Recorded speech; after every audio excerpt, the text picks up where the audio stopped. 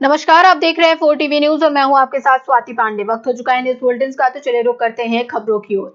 तेलंगाना राज्य के गढ़वाल जिला में वेबसाइट के माध्यम से स्वयं गणना का अवसर। जिले में जनगणना 2027 के तहत 26 अप्रैल से 10 मई तक स्वयं गणना की सुविधा उपलब्ध कराई गई है। ऐसे अतिरिक्त कलेक्टर लक्ष्मी नारायण ने बताया। सोमवार को गढ़वाल कलेक्ट्रेट में आयोजित प्रेस वार्ता में उन्होंने कहा कि लोग https://census.government.in के माध्यम से अपने परिवार का विवरण दर्ज कर सकते हैं। 11 मई के बाद गणना अधिकारी को SEID दिखाने का निर्देश दिया गया। सभी वर्गों से भागीदारी की अपील की गई। दो रंगारेड्डी जुलाक ने कहा कि पेट्रोल की कोई कमी नहीं है। पेट्रोल पंपों पर वाहनों की लंबी कतारें, सरकार और अधिकारी कुछ और ही कह रहे हैं। शादनगर में पेट्रोल और डीजल की भारी कमी से लोग परेशान। कुछ जगहों पर पुलिस की निगरानी में पेट्रोल डीजल की सप्लाई।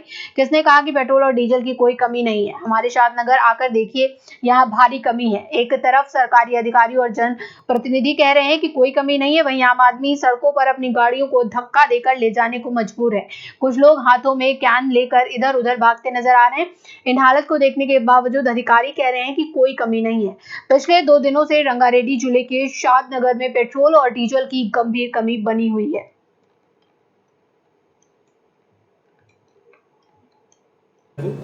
మరి ఈ ప్రెస్ కాన్ఫరెన్స్ను నేను నాతో పాటు అదనపు కలెక్టర్, స్థానిక సంస్థలు, ఆర్డీఓ గారు, సిపిఓ గారు, మరి మొత్తం సెన్సస్ నిర్వహించేటటువంటి అధికారులందరినీ కూడా ఇక్కడ సమావేశమై ప్రెస్ మీట్ కండక్ట్ చేస్తున్నాము. ఇందులో ముఖ్యంగా ఏదైతే భారత ప్రభుత్వం జనగణనను చేపట్టిందో ఆ జనగణనను పూర్తి చేయడం కోసం మరి మొట్టమొదట స్వీయ గణన అనేది స్టార్ట్ చేయమని చెప్పి ప్రభుత్వం యొక్క ఆదేశం. స్వీయ గణన అంటే ఎవరికి వారు ఎన్యుమరేటర్ లేకుండా ఎవరికి వారిని మన యొక్క వివరాలన్నింటినీ యాప్లో నమోదు చేసుకుంటే, ఆ యాప్లో నమోదు చేసుకున్న తర్వాత మొత్తం ఒక ఐడి నెంబర్ వస్తుంది మీకు. అంటే హెచ్ అనేటటువంటి అంకెతో మొదలయ్యేటటువంటి ఐడి వస్తుంది. తర్వాత ఏదైతే ఎన్యుమరేటర్ ఆయనకు కేటాయించినటువంటి బ్లాక్లో ఆయన ఎన్యుమరేట్ చేసేటప్పుడు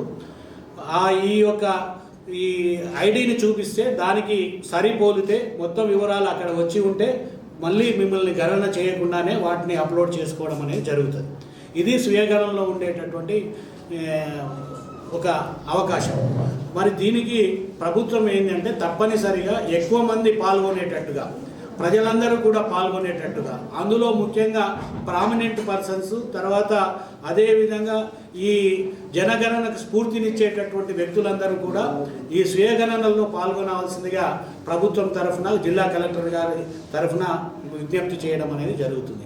మీరందరూ మరి ప్రింట్ అండ్ ఎలక్ట్రానిక్ మీడియాకు కోరేది ఒకటే, ఈ స్వీయగణన అనేది 26 నుంచి, అంటే ఈ నిన్నటి నుంచి మరి 10 మే వరకు కొనసాగుతుంది. ఈ కొనసాగేటటువంటి దాటిలో లింకును అందరికి కూడా షేర్ చేయడం జరిగింది, అన్ని వాట్సాప్ గ్రూపులలో. తర్వాత అందరూ అధికారుల దగ్గర అందరినీ కూడా మరి ఈ లింకును ఇవ్వడం జరిగింది. ఆ లింకును ఓపెన్ చేసి మరి ఎవరైతే ఇంటి యజమాని ఉన్నారో ఆ ఇంటి యజమాని ఈ వివరాలన్నింటి 33 ప్రశ్నలు దాంట్లో ఉంటాయి. వాటికి సంబంధించినటువంటి వివరాలన్నింటినీ నమోదు చేసుకొని సబ్మిట్ కొట్టేస్తే మరి ఆ వివరాలన్నీ కూడా అక్కడ నిక్షిప్తమై ఒక ఐడి నెంబర్ వస్తుంది. ఆ ఐడి నెంబర్ మీకు వచ్చినటువంటి ఎన్యుమరేటర్కి ఇచ్చినట్టయితే అక్కడ మీ వివరాలు ఉన్నాయా లేదా అనేది చూస్తారు. ఒకసారి ఆ వివరాలను సరిగా ఉన్నాయనుకుంటే ఆ ఎన్యుమరేషన్ అంతకుముందే పూర్తయినట్టుగా వాళ్ళు తర్జీహ్ చేసి, అంటే సర్టిఫై చేసి ఇవ్వడం అనేది జరుగుతుంది. ఇది ప్రధానంగా మరి మన జిల్లాలో ఉండేటటువంటి ప్రజలందరినీ కూడా కోరుతున్నాం, ఈ స్వీయగణనలో ఎక్కువ మంది పాల్గొనమని చెప్పి. అదేవిధంగా కలెక్టర్ గారి ఆదేశాల మేరకు అందరికీ టార్గెట్ గ్రూప్స్ కూడా డిసైడ్ చేసి ఇవ్వడం అనేది జరిగింది. మొట్టమొదట తహసీల్దార్లకు వారి యొక్క సిబ్బందిని, తర్వాత ఆ మండలంలో ఉండేటటువంటి అందరు అధికారులను చేయించేటట్టుగా, మరి అదేవిధంగా ఎంపీడీఓలకు స్వయం సహాయక సంఘాలు కానీ, తర్వాత మెప్మా తరఫున ఉండేటటువంటి సంఘాల సభ్యులు ఎవరైతే ఉన్నారో వాళ్ళందరినీ కూడా మొట్టమొదట ఈ స్వీయగణనలో పాల్గొనవలసిందిగా కోరినాం. మరి అదేవిధంగా డిపిఓ గారి ద్వారా అక్కడ ఉండేటటువంటి పంచాయతీ సెక్రటరీలు, గ్రామీణ స్థాయిలో ఉండేటటువంటి అందరు ఉద్యోగస్తులను కూడా ఈ స్వీయగణనలో పాల్గొనేటట్టుగా చూడమని చెప్పి ఆదేశాలు కలెక్టర్ గారు జారీ చేయడం జరిగింది. మరి అదే కాకుండా ఎవరైతే మరి ప్రామినెంట్ పర్సన్స్ అంటే ప్రజాప్రతినిధులు, తర్వాత అంతకుముందు ఉండేటటువంటి మాజీ ప్రజాప్రతినిధులు వీళ్ళందరినీ కూడా పాల్గొనేటట్టుగా ఎంపీడీఓలను, ఎంపీఓలను వీరిని స్వీయగణనలో పాల్గొనేటట్టుగా ప్రేరేపించాల్సిందిగా వారికి కూడా ఆదేశాలు జారీ చేయడం అనేది జరిగింది. ఈ విధంగా మొత్తం అందరూ ఆఫీసర్స్ అందరినీ కూడా దీంట్లో ఇన్వాల్వ్ చేసి మరి అందరూ కూడా స్వీయగణనలో పాల్గొని ఈ జిల్లాలో ఎక్కువ మంది స్వీయగణనలో పాల్గొనేటట్టుగా సహకరించాల్సిందిగా కోరుతున్నాం. మరి అదేవిధంగా మిమ్మల్ని కూడా మీరు, మీ కుటుంబ సభ్యులు, మీకు తెలిసినటువంటి మిత్రులు, తర్వాత సహచరులు ఎవరైతే ఉన్నారో వారందరినీ కూడా ఇందులో పాల్గొని మరి స్వీయగణనలో ఈ జిల్లాను మరి రాష్ట్రంలోనే మొట్టమొదట స్థానం ఉండేటట్టుగా మీ అందరూ కృషి చేయాలని చెప్పి విజ్ఞప్తి చేస్తున్నాం. మరి దీనికి అందరూ సహకరించాల్సిందిగా కోరుతున్నాం. అందరికీ నమస్కారం.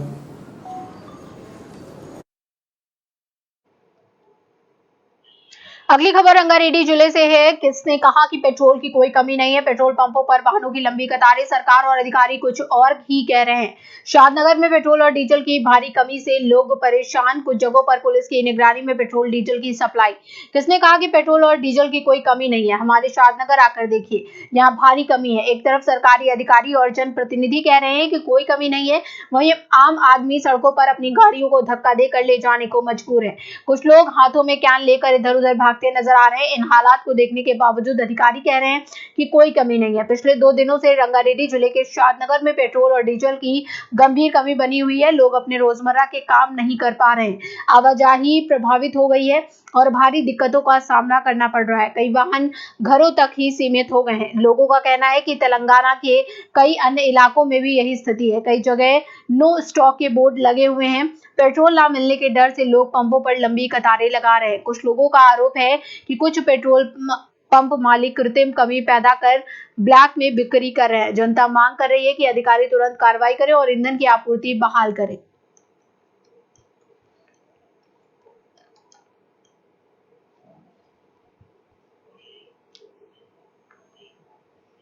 तेलंगाना राज्य के विकाराबाद जिले के परगी क्षेत्र में पिछले 2 दिनों से पेट्रोल उपलब्ध न होने के कारण लोगों में भारी दिक्कतों का सामना करना पड़ रहा है। सूत्रों के अनुसार पेट्रोल पंपों पर ईंधन की कमी के कारण वाहनों की लंबी कतारें देखी जा रही हैं। लोगों को घंटों इंतजार करना पड़ रहा है, जिससे उनमें काफी बेचैनी है। स्थानीय लोगों का कहना है कि इस स्थिति ने रोजमर्रा की जिंदगी को पूरी तरह प्रभावित कर दिया है। जनता ने संबंधित अधिकारियों से तुरंत कदम उठाने और पेट्रोल की आपूर्ति सुनिश्चित करने की मांग की है, ताकि लोगों को राहत मिल सके।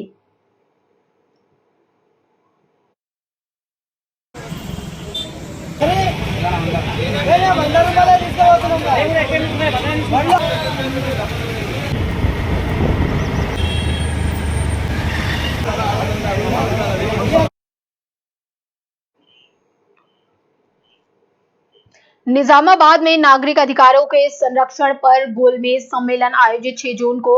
हैदराबाद में राष्ट्रीय सम्मेलन, सुप्रीम कोर्ट व हाई कोर्ट के वकीलों और सेवानिवृत्त जजों की भागीदारी अपेक्षित। मोहम्मद अब्दुल अली जुबैर। निजामाबाद में नागरिक अधिकारों के संरक्षण के लिए एक महत्वपूर्ण कदम उठाया गया। ब्लू डायमंड कन्वेंशन हॉल में वरिष्ठ वकीलों, सामाजिक संगठनों के प्रतिनिधियों और विभिन्न राजनीतिक दलों के नेताओं की भागीदारी के साथ एक गोलमेज सम्मेलन आयोजित किया गया।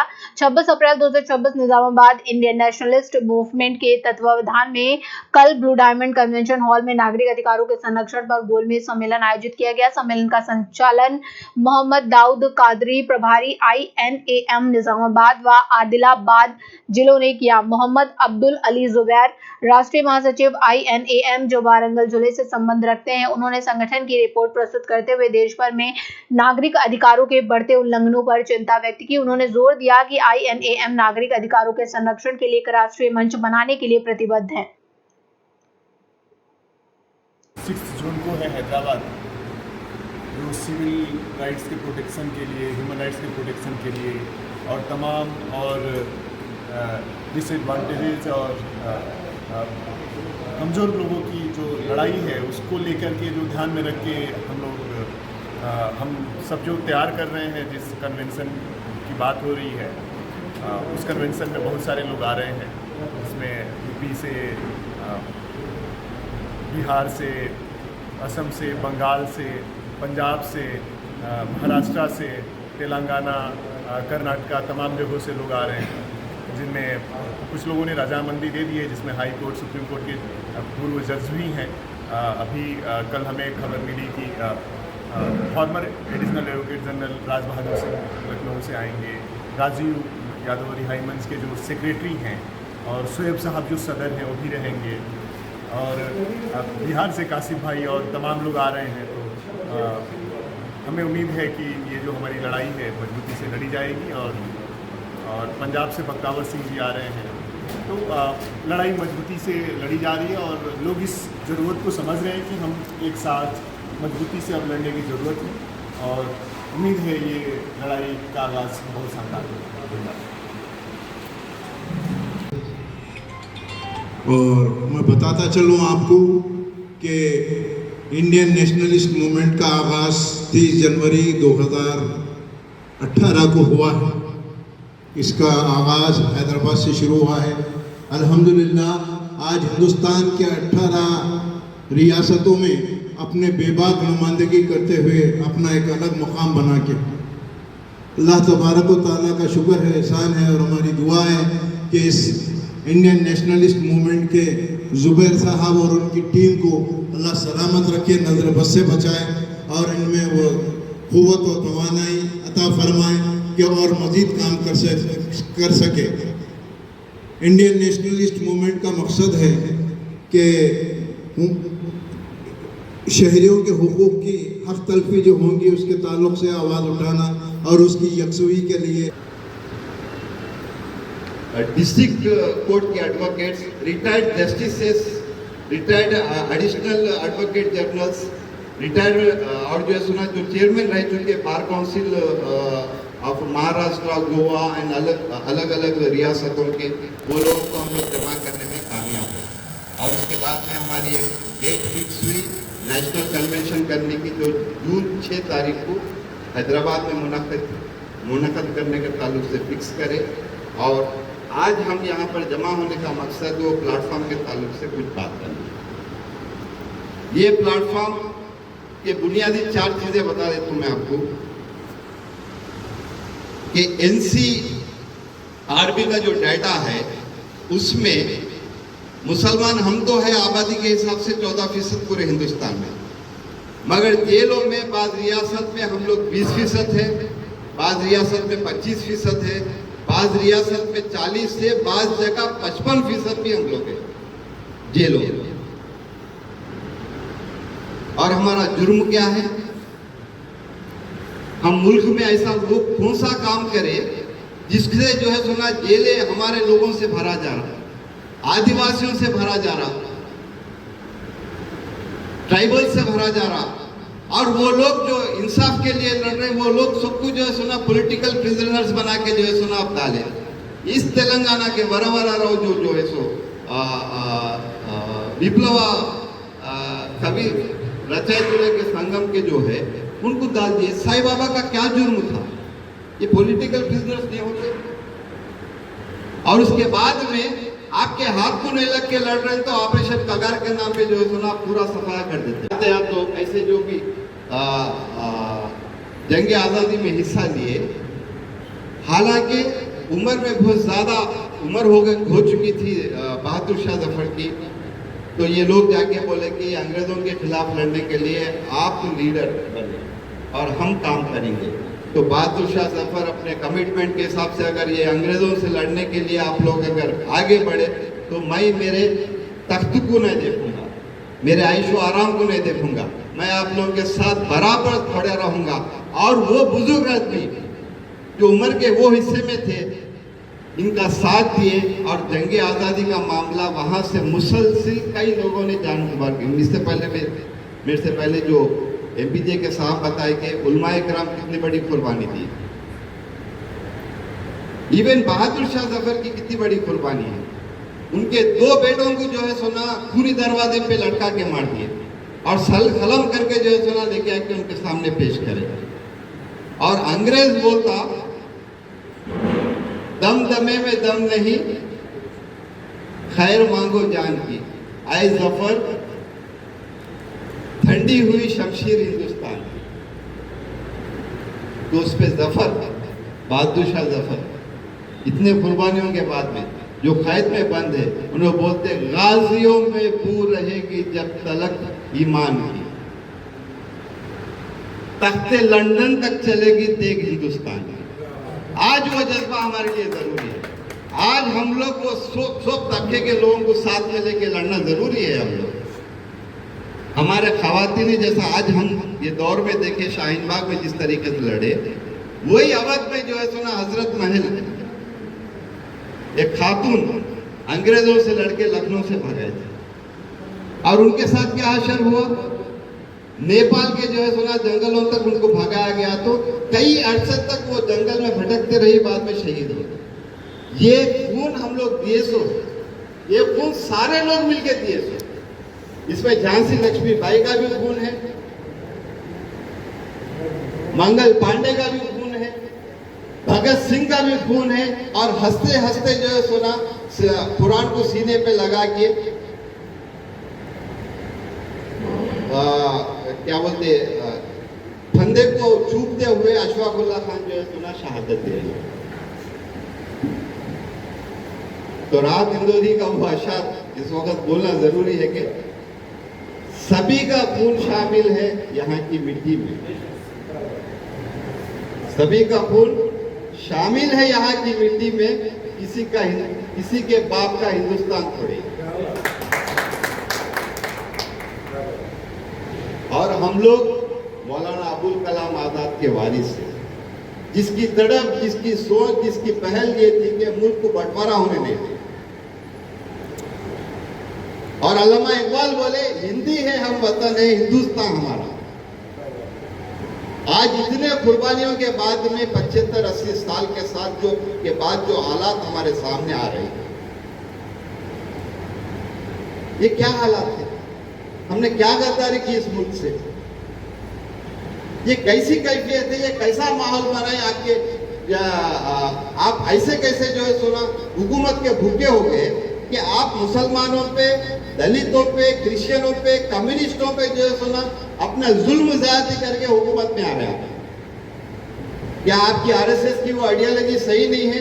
जो बंच ऑफ थॉट्स में आपके गोवलकर साहब लिखेंगे, हिंदुस्तान को इंटरनल थ्रेट कम्युनिस्टों से है, मुसलमानों से है, क्रिश्चियनों से, और इनके सफाई पे इनका खात्मा करते हुए, इनके ऊपर सियासत करते हुए हम हुकूमत में आ रहे हैं।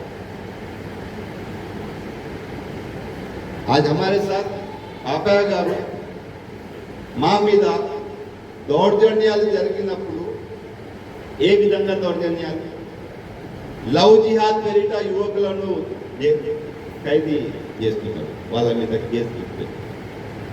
ఘర్ వాపసీ పేరిట బీద కుటుంబాలను బలపరుస్తున్నారు, మత మార్పిడి చేస్తున్నారు. మళ్ళా మా మీదనే కేసులు పెడితే మత మార్పిడి వీళ్ళు చేస్తున్నారు అని మొన్న జరిగిన టీసీఎస్ సంఘటన అదే కదా నాసిక్లో ఒక propaganda. 150-160 IT employees TCS Nashik సెంటర్లో జాబ్ చేస్తున్నారు. దాంట్లో కేవలం 7 ముస్లిమ్స్ ఉన్నారు. వాళ్ళందరి మీద 9 ఎఫ్ఐఆర్ చేశారు. ఏమంటున్నారు? వీళ్ళు మత మార్పిడికి ప్రయత్నిస్తున్నారు. హెచ్ఆర్ రిదా ఖాన్ ఎన్ని కాంప్లైంట్స్ ఆడ ఉన్న అమ్మాయిలు ఇచ్చినా వాళ్ళు హెచ్ఆర్ పట్టించుకోలేదు. మొన్న ఏపీసీఆర్ जमात इस्लामी की जो ऑर्गेनाइजेशन है एपीसीआर, जिसके नसीर खान नेशनल सेक्रेटरी है, और पीयूसीएल की तरफ से और टीस्टा सेटलमेंट जो citizens for piece and justice की जिम्मेदार है, ये लोग मुंबई प्रेस क्लब पे जो है सुना फैक्ट फाइंडिंग रिपोर्ट को शाये करें. उसके हवाले से मैं बात कर रहा हूं आपको कि रिदा खान हेचआर चीज नहीं थी, वो तो सिर्फ टेली ऑपरेटर थी, और उसका तबादला होकर 2 महीने हो गया था, और 7 मुस्लिम नौजवान वहां पर काम कर रहे थे. 150 जो सुना दूसरे तबके के लोग आते, तो ये लोग इतने टाइम से उन लोगों पे जबरदस्ती कर रहे थे, तो एक भी मुसलमान नहीं हुआ उसमें. तो ये जो प्रोपेगेंडा चला रही लव जिहाद के नाम पे, कारपोरेट जिहाद के नाम पे, इसके पीछे असल मकसद ये है कि कारपोरेट कंपनी में मुसलमानों को मुलाजिमत ना मिले। ऐसे हथकंडे हमारे साथ हुआ। अब आप उड़ीसा जाके देखिए, उड़ीसा में आदिवासियों के साथ जो हालात हो रही, करंट बंद करके जो है सुना घरों में घुस के पुलिस वाले मार रहे, कई लोगों को खत्म कर दिए। मेधा पाटकर जो एडीपीएम के जिम्मेदार है, उन्होंने जो है सो उड़ीसा गए तो उनको ट्रेन उतरते ही जो है सुना अरेस्ट करके फिर वापस भी जा रहे। आसाम के अंदर जो हालात थे, इन्फिल्ट्रेशन के नाम पे एरिया इविक्शन कर दे रहे। रात लोग जो है सुना अपने फैमिलीज के साथ रोड पे आ रहे, पीने के पानी के बॉटल भी नहीं होगी, पानी भी नहीं होगी, और मीडिया जो है सुना बाहर में जाती है। ये हालात हमारे साथ है, और यही हुकूमत डिक्शनरी ऑफ मार्टर्स बोल के लिखी, यानी शहीदों की गिनती करी उसमें डिक्शनरी, मोदी गवर्नमेंट 30% मुसलमानों के नाम है उसमें। तो हम ये जुल्म के खिलाफ, हिंदुस्तान में बन रहे सो हालात के खिलाफ बराबर शाना बशाना, कदम से कदम मिलाकर ठहरना है। इसमें ये प्लेटफॉर्म आप लोगों का है। आप अपने मोहल्लों में, अपने शहरों में जब भी वापस जाएंगे, लोगों को भी जो है सो अवेयरनेस लेके आइए। ये प्लेटफॉर्म आप लोगों का है, इस पे जो है सुना हम लोग इंसाफ की लड़ाई लड़ेंगे, इससे जो है सुना दस्तूर बचाने की लड़ाई लड़ेंगे। और इसके 4 और पॉइंट्स में आपके सामने रख देना चाह रहा हूँ। ये जो कन्वेंशन होने जा रहा, जिसका national platform protection of civil rights के लिए कायम होने जा रहा, एक लीगल एड प्रोवाइड करेगा। वो लोग जो वकील भी नहीं रख सक रहे, वकील रखने की जिम्मेदारी जो है तो ना ये प्लेटफॉर्म। बाद ऐसे घराने हैं जिसके माशी एतबार से जो है ना हालात बहुत तंग है, तो उनको फाइनेंशियल असिस्टेंस के लिए भी कुछ कोशिश करेगा। लीगल अवेयरनेस लेके आने के लिए लेक्चर्स और सेमिनार्स जो है सुना कंडक्ट करेगा। चौथा, मीडिया का प्रोपेगेंडा, साजिशें, ये जो चीज़ें हैं, इसको फैक्ट फाइंडिंग टीम्स बनाकर जो है सुना पब्लिक डोमेन में लेके आएंगे। ऐसा नहीं है कि हम लोग पहले हैं ये जो काम कर रहे हैं, हमारे से पहले और भी लोग करें। और मैं हाफिज लैग साहब को देखते रहता हूँ, यानी सोशल मीडिया के जरिए से यहाँ पर वहाँ पर। जगतियाल के अंदर भी जो इंसिडेंट हुआ तो हाफिज लैग साहब दिखे वहाँ पर। जैनूर में कुछ हो रहा तो हाफिज लैग साहब दिख रहे। परसों रिसेंटली एक वीडियो देखा मैं, यहाँ पर कुछ पेट्रोल पंप के पास बहुत एक इंसिडेंट हुआ, और जो आदमी पेश रह के काम कर रहा, सुनने में आया कि उनके ऊपर ही केस लगा रहे। और उसमें अपने लोग मिले हुए हैं। तकलीफ की बात यह है कि केस लगाने की तकलीफ नहीं है, केस किसके कहने पे लगाया जा रहा है उसकी तकलीफ। तो इन हालात पे नजर रखना जरूरी है। आज हम मुट्ठी पर लोग ही सही, मगर आइंदा इसको और जो है सुना एक्सपेंड करेंगे और जो है सुना काम करेंगे। मैं आप सभी लोगों को, खास करके वकलाओं से मेरी गुजारिश है कि 6 जून जन समस्याओं के त्वरित समाधान पर जोर, 1 से 2 आवेदनों की सुनवाई। महबूबनगर में जिला कलेक्टर खुशबू गुप्ता की अधिकारियों को सख्त हिदायत। महबूबनगर जिला कलेक्टर खुशबू गुप्ता ने जन समस्याओं के समाधान में देरी पर नाराजगी जताते हुए अधिकारियों को सख्ती से निर्देश दिया कि प्रजावाणी में प्राप्त होने वाले आवेदनों का तुरंत निपटारा किया जाए और किसी भी शिकायत को लंबित न रखा जाए। सोमवार को कलेक्ट्रेट में आयोजित प्रजावाणी कार्यक्रम के दौरान कलेक्टर ने स्वयं लोगों से सीधे आवेदन प्राप्त किए और उनकी समस्याओं को ध्यानपूर्वक सुना। इस अवसर पर स्थानीय निकायों के अतिरिक्त कलेक्टर मधुसूदन नायक और राजस्व अतिरिक्त कलेक्टर हरिप्रिया भी उपस्थित उपस्थित थे। कुल 102 आवेदन विभिन्न विभागों से संबंधित दर्ज किए गए, जिनमें पंचायत राज, नगर पालिका, भूमि अभिलेख, आवास, परिवहन, बैंकिंग, पुलिस, शिक्षा, स्वास्थ्य और ग्रामीण विकास शामिल हैं। कलेक्टर ने स्पष्ट किया कि हर आवेदन पर समय पर कार्रवाई करते हुए जनता को तुरंत राहत दी जाए।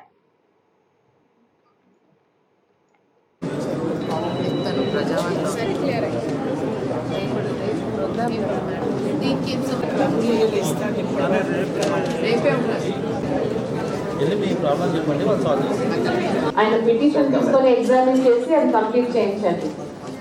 Very well madam.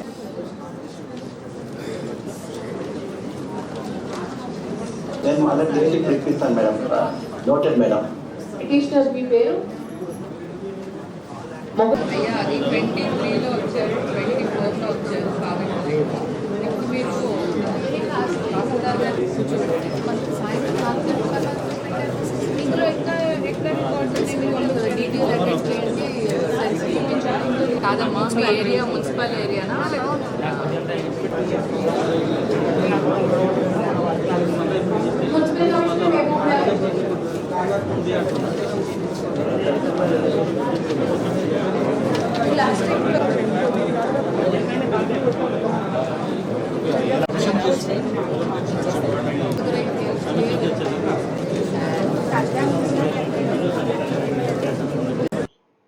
अगली खबर रंगारेड्डी से आपको बता दें, जहां जिला अगर हमले किए जाएंगे तो हर हमले का जवाब दिया जाएगा। रजका संघ के राज्य अध्यक्ष बोमराजू कृष्णमूर्ति एलकाडुडेम गांव में रजक संघ के नेतृत्व में रैली और विरोध प्रदर्शन कार्यक्रम में राजनेताओं की भागीदारी।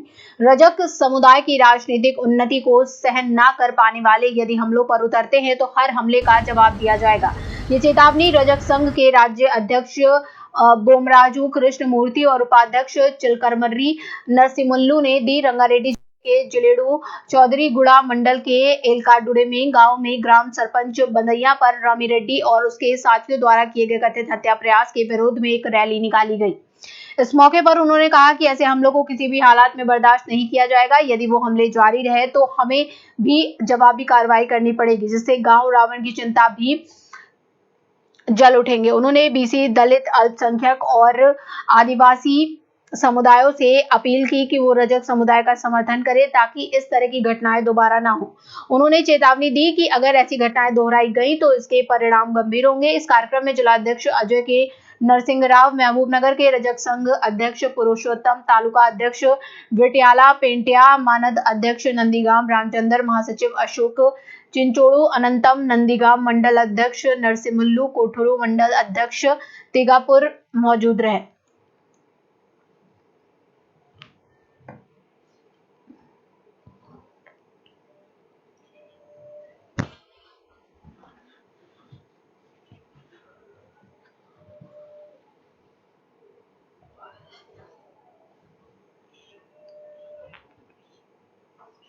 तेलंगाना राज्य के वनपर्ती जिले के हेडक्वार्टर में मेगा रेड्डी ने हज यात्रियों को फूल और मालाएं पहनाकर बधाई दी। इस मौके पर एमएलए टोडी मेगा रेड्डी ने हज यात्रियों से देश और राज्य खासकर वनपर्ती के विकास के लिए दुआ करने की अपील की। उन्होंने उनसे राज्य के मुख्यमंत्री विवांता रेड्डी और एमएलए की सेहत और सलामती के लिए दुआ करने की रिक्वेस्ट की। उन्होंने कहा कि हज यात्री खुशकिस्मत है कि जो पवित्र हज के सफर के लिए निकल रहे हैं। उन्होंने अपनी इच्छा जाहिर की कि यात्री आसानी से हज का सफर पूरा करके वनपर्ती लौटे। इस मौके पर कांग्रेस नेता श्रीनिवास गौड, रमेश सतीश कुमार, माइनॉरिटी नेता अब्दुल रहीम साहिब, मोहम्मद रफीक साहिब, याकूब पाशा, मोहम्मद इरफान, मोहम्मद वसीम, मोहम्मद जहांगीर और दूसरे लोग भी मौजूद थे।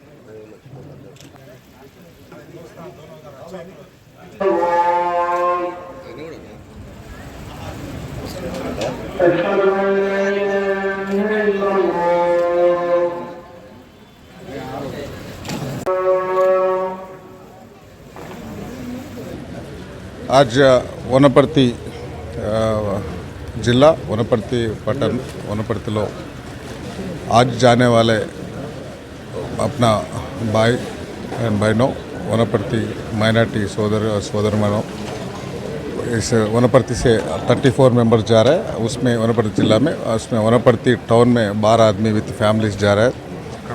वो उसको सब लोग आज जाके मक्का मस्जिद में जा रहा है, उधर उतना पवित्र प्लेस में जा रहा है। ये लोग को मैं रिक्वेस्ट कर रहा है, पूरा इधर कोई मक्का जा रहा है, कोई मस्जिद उधर अल्लाह के पास जा रहा है। वो लोग पूरा उसको फैमिलीज़ के लिए, उसको गांव के लिए, उसको देश के लिए, मेरे के लिए, वनपर्ती पब्लिक लिए दुआ देने के लिए भगवान को प्रेयर करके फिर अच्छा जर्नी करके फिर रिटर्न आने के लिए मैं को उसको रिक्वेस्ट कर रहा है, ऑल द बेस्ट बोल दिया।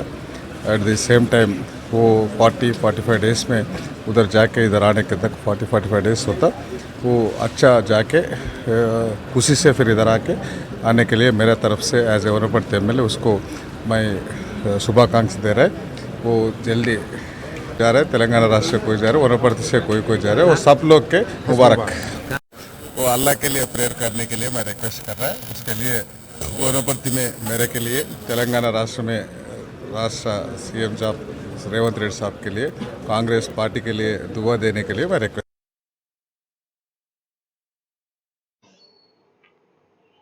तेलंगाना राज्य के गढ़वाल जिले में मक्का खरीद में देरी, किसानों में नाराजगी। मक्का फसल की तुरंत खरीद शुरू करने की मांग करते हुए मलदकल के किसान सूर्य गौड़ ने अपनी नाराजगी व्यक्त की। उन्होंने बताया कि मार्केट यार्ड में आए हुए 10 दिन बीत चुके हैं, लेकिन अब तक खरीद प्रक्रिया शुरू नहीं हुई है। उन्होंने प्रत्येक मंडल में खरीद केंद्र स्थापित करने की मांग की।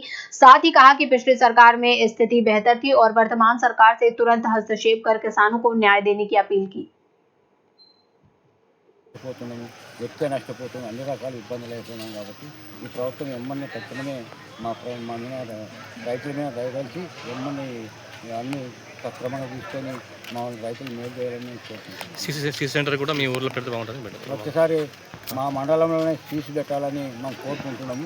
చాలా ఇబ్బంది అవుతున్నాము, ఇచ్చే విధంగా పెడితే ప్రభుత్వాలు ఇటువంటి ప్రభుత్వాలు తక్కువ, మళ్ళీ వేరే ప్రభుత్వాలు వస్తాను నేను మళ్ళీ చేస్తున్నా। నేను ఒక రైతుగా నేను చెప్తున్నాను, నువ్వు ఏ ప్రభుత్వమైనా మనకు ఏమి చెప్తాడు, ఈ ప్రభుత్వమైనా ఒకటి ఆ ప్రభుత్వమైనా ఒకటి, నేను రైతులు నాకు ఇబ్బంది పెడితే రైతులే నేను ఖచ్చితంగా కూలగొస్తారని నేను చెప్తాను।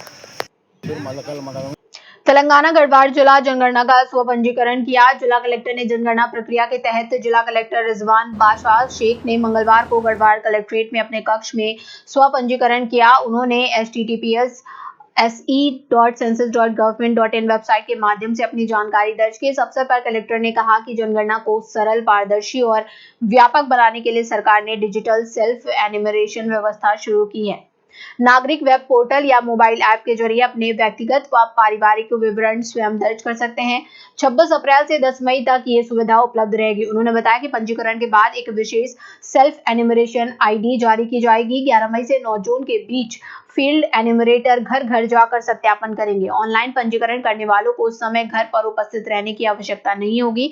कलेक्टर ने सटीक पता व सही जानकारी दर्ज करने की अपील की और कहा कि सभी विवरण गोपनीय रखे जाएंगे। उन्होंने सभी नागरिकों से जनगणना में भाग लेकर इस प्रक्रिया को सफल बनाने का आह्वान किया।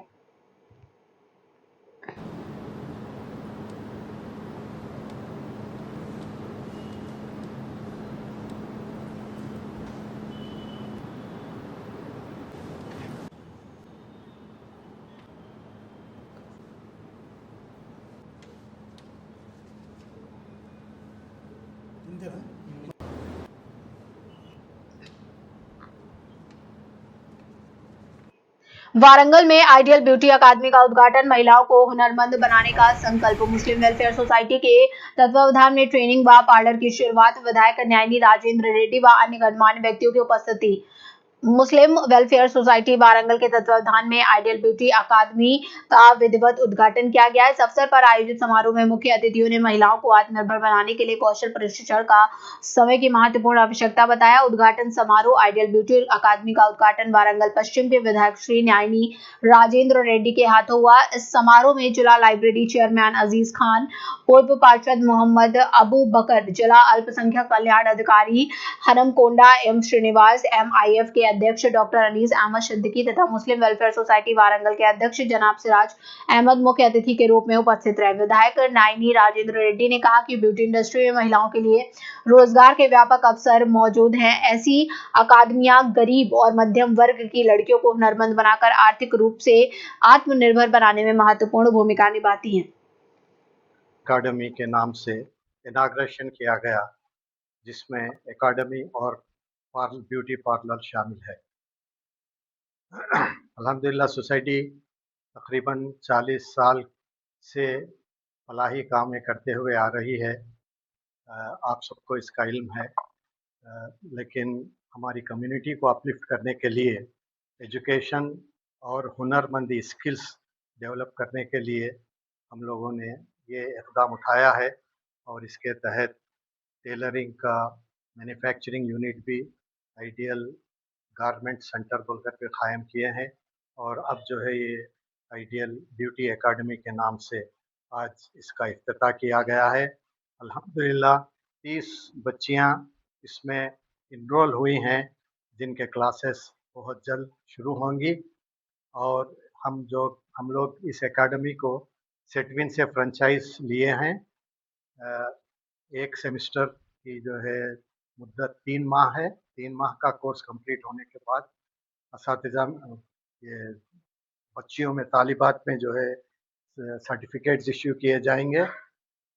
उसकी वजह से जो है वो लोग खुद मुख्तफी हो सकते, अपना खुद का जो है ब्यूटी पार्लर लगा सकते। बेहतरीन ट्रेनर का इनेकाद अमल में लाया गया है।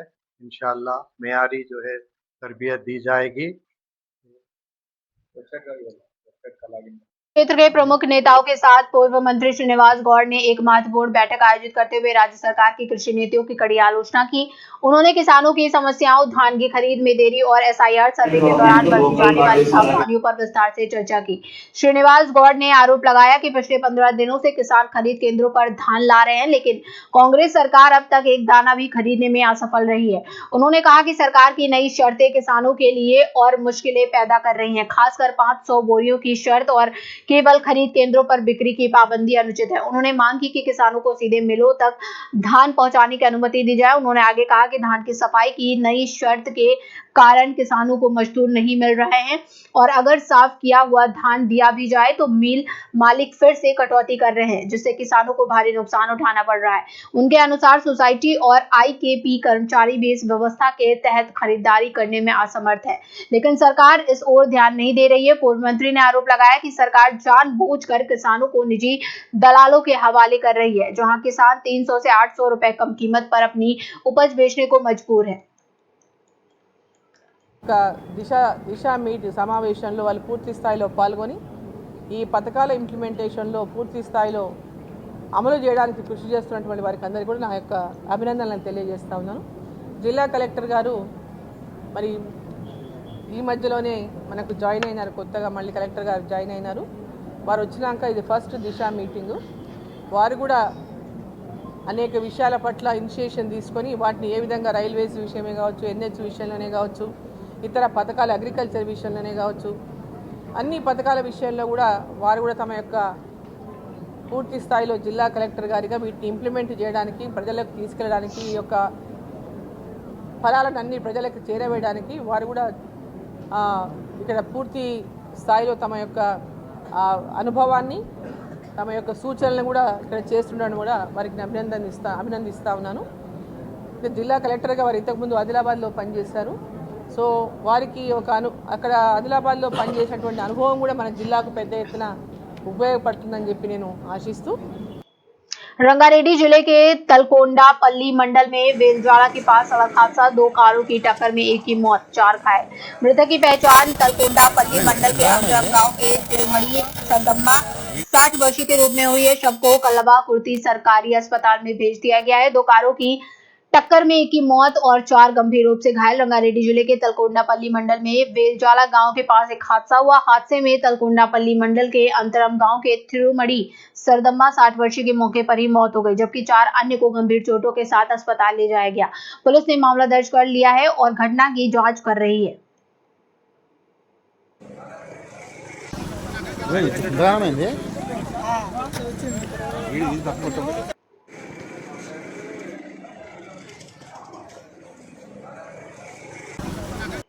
श्रीमती प्रेमालता को वारंगल जिले के DPRO पद पर पदोन्नति पर वरिष्ठ पत्रकारों की बधाई। मोहम्मद अब्दुल अलीम, दानिश माशुक शरीफ, मोहम्मद मनूरुद्दीन सहित पत्रकारों ने दी शुभकामनाएं। शेख जावेद अंसारी व सैयद निजामुद्दीन भी मौजूद। श्रीमती प्रेमलता को district public relations officers Warangal जिले के पद पर पदोन्नति मिलने पर शहर के वरिष्ठ पत्रकारों और रिपोर्टरों ने उन्हें दिल से बधाई दी और शुभकामनाएं व्यक्त की। इस अवसर पर वरिष्ठ पत्रकार मोहम्मद अब्दुल अलीम दानिश, मशूक शरीफ और मोहम्मद मनूरुद्दीन ने श्रीमती प्रेमलता से मुलाकात कर उन्हें गुलदस्ता भेंट किया और उनकी पदोन्नति को जनसंपर्क विभाग के लिए शुभ संकेत बताया। पत्रकारों ने कहा कि श्रीमती प्रेमलता एक कर्तव्यनिष्ठा और मेहनती अधिकारी हैं। उनकी पदोन्नति से जिले में मीडिया और प्रशासन के बीच संबंध और मजबूत होंगे। उन्होंने उम्मीद जताई कि डीपीआरओ के रूप में वो पत्रकारिता के मूल्यों का सम्मान करते हुए पारदर्शी जानकारी उपलब्ध कराएंगी।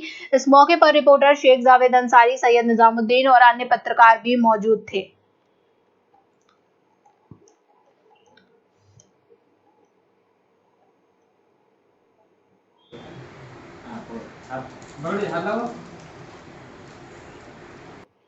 अगली खबर सिद्दीपेट से है, जहां 28 अप्रैल 2026 मंगलवार को समेकित जिला कार्यालय परिसर के कॉन्फ्रेंस हॉल में 3 मई को ऑफलाइन आयोजित होने वाली नीट 2026 परीक्षा के संबंध में जिले के 2 परीक्षा केंद्रों पर व्यवस्थाओं को लेकर जिला कलेक्टर के हिमावती ने संबंधित विभागों के अधिकारियों के साथ बैठक आयोजित की। इस बैठक में जिला कलेक्टर ने कहा कि यूजीसी नीट 2026 ऑफलाइन परीक्षा 3 मई को दोपहर 2 बजे से शाम 5 बजे तक जिला केंद्र में स्थित 2 केंद्रों सरकारी डिग्री कॉलेज और सरकारी बालिका उच्च विद्यालय में आयोजित की जाएगी। इस परीक्षा में 937 छात्र शामिल होंगे, इसलिए सभी आवश्यक तैयारियां पूरी करने के निर्देश अधिकारियों को दिए गए।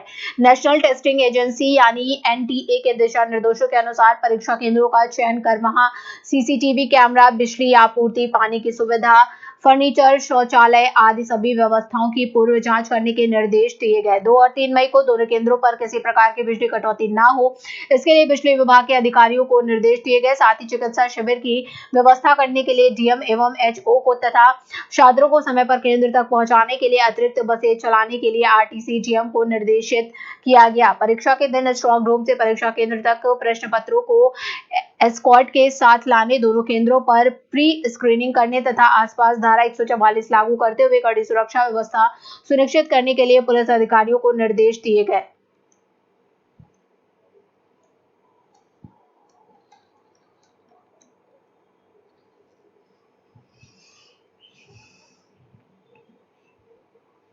नागर कुरनूल जिले के कल्वाकुर्ती शहर में कांग्रेस पार्टी के राज्य नेता टास्क सीओ सुनकी रेड्डी राघवेंद्र रेड्डी ने नागर कुरनूल जिले के कल्वाकुर्ती शहर में एक फ्री एसआई और कांस्टेबल ट्रेनिंग सेंटर का उद्घाटन किया, जिससे बेरोजगार युवाओं में नई उम्मीद जगी और उनके टैलेंट को गाइड किया गया।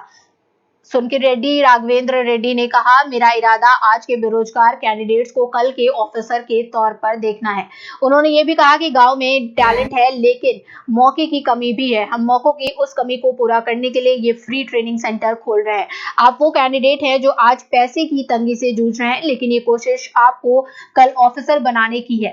हमारे गांव के बेरोजगारों की हालत को खुद देखने वाले किसी इंसान के तौर पर इसे आपसे एक समझे और हालात को अपने पक्के इरादे वाले युवाओं के लिए रुकावट ना बनने दे। हम गांव के हर मंडल सेंटर में फ्री ट्रेनिंग क्लास शुरू कर रहे हैं। सरकारी नौकरी सिर्फ अपॉइंटमेंट नहीं है, ये परिवार का सम्मान, समाज में पहचान और सेवा का फर्ज है। फ्री ट्रेनिंग सेंटर खोलने के साथ साथ जरूरी सुविधाएं भी मिलेंगी। उन्होंने कहा कि वो बेरोजगार गांव के युवाओं को और मदद देंगे।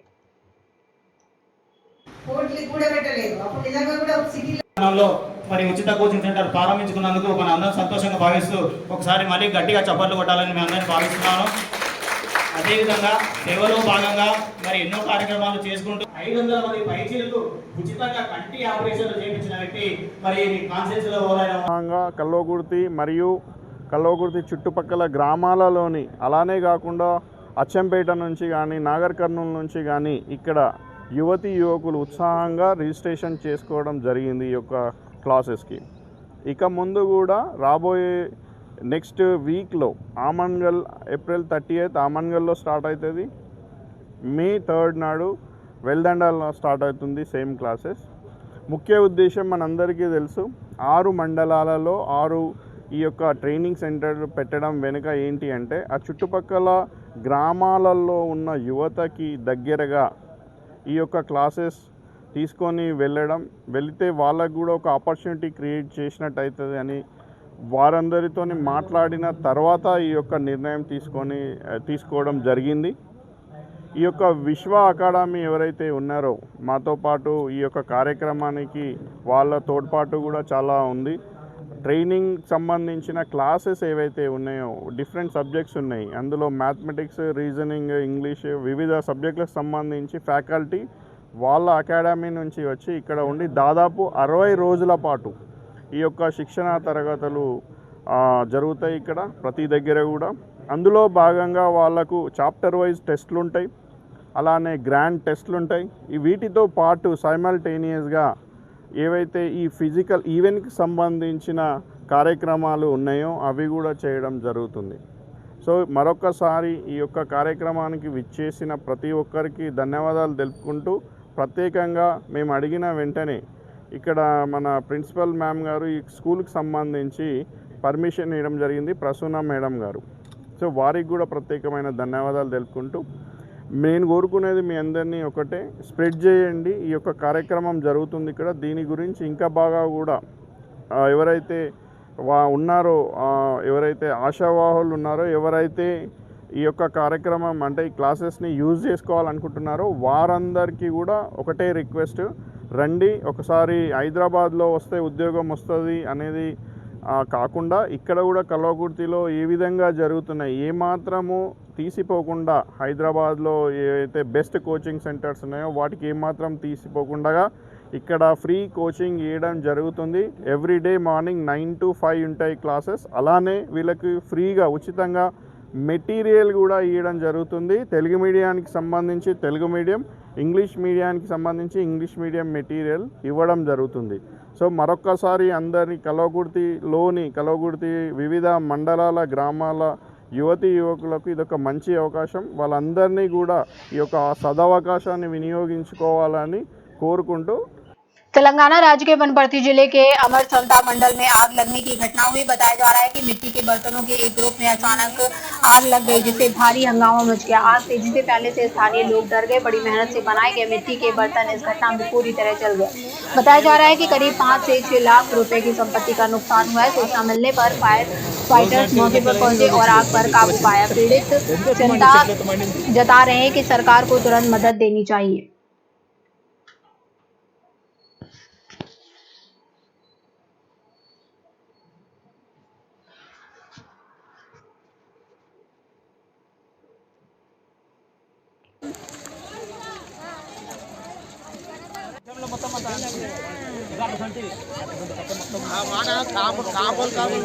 ఏమన్నా అంటామా? కాబోలు అంటే అన్న కూడా వాళ్ళ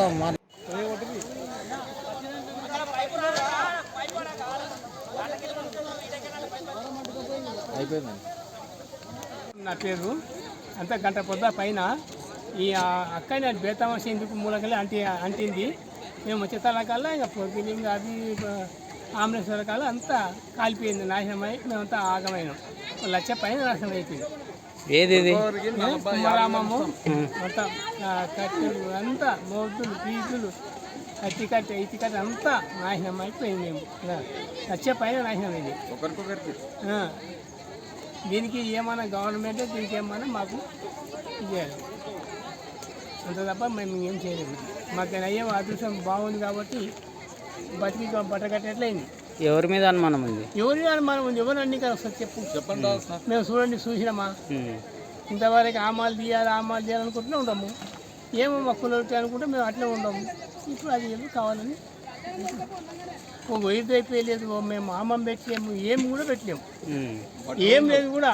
ఆమాల కాడ కూడా లేదు, మటసిక్క కాడ కూడా అక్కడ బేతావసిన మూలది కట్టింది. ఇది మరి ఏం చేస్తాం, మా పరిస్థితి ఇట్లా. పేరు రాములు, అమర్జింత, మన వనపర్తి జిల్లా. అయితే ఈ అమర్జింత లోకల మా తాత ముత్తాతలకి వెళ్ళి ఏం జరగలేదు. అసలు ప్రమాదము కుమారామాలు తీపియాలి అని చెప్పి అనుకున్నారు. అది కావాల్సి ఏదో అనుకోవాలి కానీ ఇట్లా ఈరోజు 4 గంటల టైంలో ఎవరో అగ్నిసాతిగా ఇచ్చేసి మొత్తం ఇచ్చేసారు. మాట్లాడాలి ఒకరికొకరికి దాదాపుగా 2-3 లక్షలు విలువైన సామాను మొత్తం గాలిపోయింది. దానికి ఒక ప్రభుత్వంని మా ఒక మంత్రిని కొద్దిగా ఏమన్నా తన అధికారం ఏమైనా సాయం చేయాలని చెప్పి, అయితే ఇంతకుముందు ఉన్న 3 నెలల కిందట ఆమాలు తీయాలని చెప్పి ఒత్తిడి చేస్తున్నారు. మేము మాకు ఏడైనా ప్లేస్ చూపించాను కూడా మేము చేసుకుంటామని చేస్తున్నాం. మా పిల్లలకు మా కుండల మీద వృత్తి మీద మేము ఆధారపడినాం. మా తాత ముత్తాతలకు వెళ్ళి ఉన్న ఇదే దాని మీద ఇదే ఇష్టం. మాకు ఏదైనా గవర్నమెంట్ కూడా మా పిల్లలకు పోస్టులు ఇప్పిస్తూ ఉన్నా. మీ కులం మొత్తం వదులుకో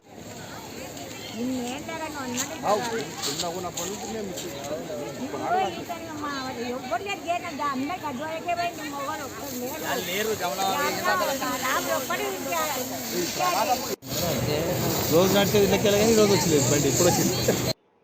महबूबनगर जिला मुख्यालय के वीरानपेट बाईपास पर मंगलवार शाम एक दर्दनाक सड़क हादसा हुआ जिसमें एक व्यक्ति की मौके पर ही मौत हो गई जबकि 4 लोग गंभीर रूप से घायल हो गए। विवरण के अनुसार एक तेज रफ्तार कार ने सामने से आ रही बोलेरो को जोरदार टक्कर मार दी जिसके परिणाम स्वरूप महबूबनगर के निवासी ताहिर 40 वर्षीय गंभीर रूप से घायल हो गए और घावों की गंभीरता के कारण उन्होंने दम तोड़ दिया। हादसा इतना भीषण था कि दोनों वाहनों के परकच्चे उड़ गए और मौके पर अफरा तफरी मच गई। इस हादसे में रेहान, इमरान, निरंजन और वेणुगोपाल गंभीर रूप से घायल हो गए जिन्हें तुरंत 108 एम्बुलेंस के जरिए जिला अस्पताल पहुंचाया गया जहां उनका इलाज जारी है।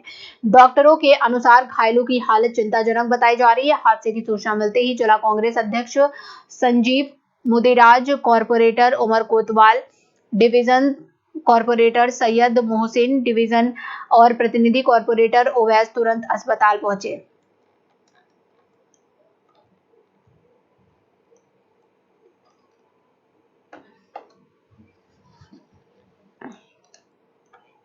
फिलहाल इस वक्त की बुलेटिन में बस इतना ही। ऐसी तमाम खबरों के लिए आप बने रहिए 4 टीवी न्यूज के साथ।